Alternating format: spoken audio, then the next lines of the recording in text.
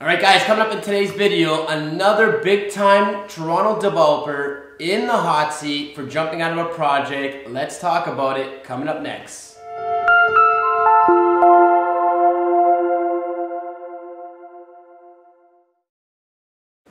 Alright guys, Michael James Zach here, and in today's video, like I said, we're talking about another big time developer in the hot seat for canceling one of their projects, which is an upwards trend in the last 12 months. Typically, there's about 5 or less projects per year that are canceled. We've hit, this is the 11th number 11 in the last 12 months. Upwards trend. What you gotta ask yourself is what's happening here. We're gonna go into it in a little bit, but getting you caught up to speed, Liberty Development Corporation on the hot seat for canceling their Cosmo Condos, which is a project that's going up at, was gonna go up at Jane and Highway 7, which is right beside the Vaughan TTC expansion, which if you've been following me, this was my lock of the century to make money on. You cannot lose, because anyone who knows real estate knows location is everything. And at the end of the day, when you expand major roads, TTC, transit, anything like that, what you're doing is buying more time for people living around there to get, faster to where they gotta go in terms of work and all that. Now the problem is, what's happened, getting you caught up to speed, Liberty Development Group, as of last week, pulled out of this project. Now this project sold out in 2016, and they just pulled out for reasons of not being able to meet financing conditions, which you got to ask yourself. This is Liberty Group. They've done, so many deals. One of the top developers, one of the biggest developers. What's going on there? Now we're going to get into that a little bit more. But as for the 1,100 units that were sold, investors and buyers are getting their deposit back. No interest, of course, because why would they pay that? So who's on the losing end here? The buyers. Myself, as I bought units. My buyers bought units. And where we're at right now is, besides them giving, statements of, hey, due to financing conditions, we can't, meet our obligations.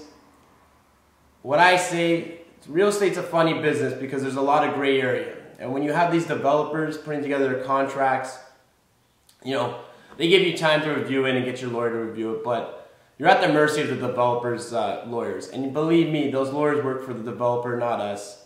And that's why we obviously have our own lawyers look at this stuff. But when projects are hot, there's less pull, right? It's all about leverage. And when you have, the hottest piece of real estate going out for sale, at the end of the day, you're at the mercy of the developer. Now, I always say, is there some shady business going here? You just got to follow the money. And how we do that is simple. 500, the last 2 years, there's a reason why there's a more trend of developers pulling out. Why? You could argue cost of construction's up, land's up, but bottom line is, when you had units going for 550 per square foot, now going for over 700, there's a big financial gain there. That if you've locked in someone 2 years ago, that if you pull out. Now, let's look at the numbers in general right now. 1,100 units, if we think on a conservative level, each unit's making about $100,000 profit, which is very, 2 bedrooms making closer to 2. One's probably around 100,000. It's $110 million that is left on the table, or not necessarily left on the table, given to buyers, which is great. They stepped up to the plate. They made sure their checks were there, deposits were, given, developer took their money.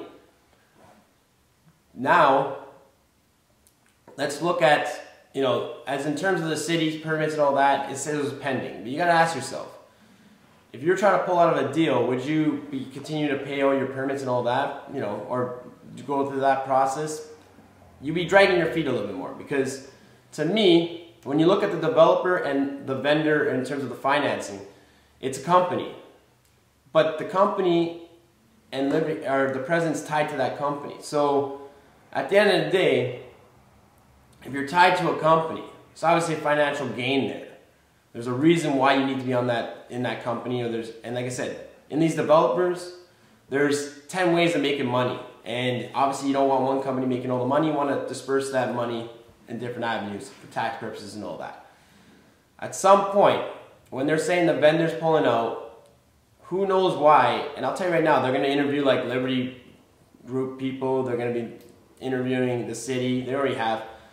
Problem is, when you're doing these shady deals, the only people that really know about these deals are the only people that are making the money in it. They're in the group. So the conversations are backroom conversations. Nobody's in there. They're not making it public to their whole company. Liberty Group's a huge company. You think they're going to tell everyone about this?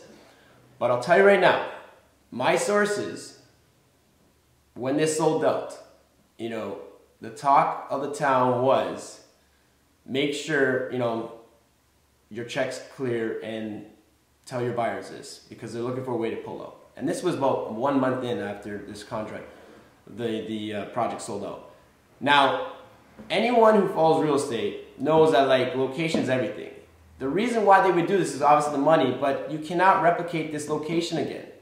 Believe me, there will be a building going up there and probably even taller than what they initially forecasted. Why? Because of the money.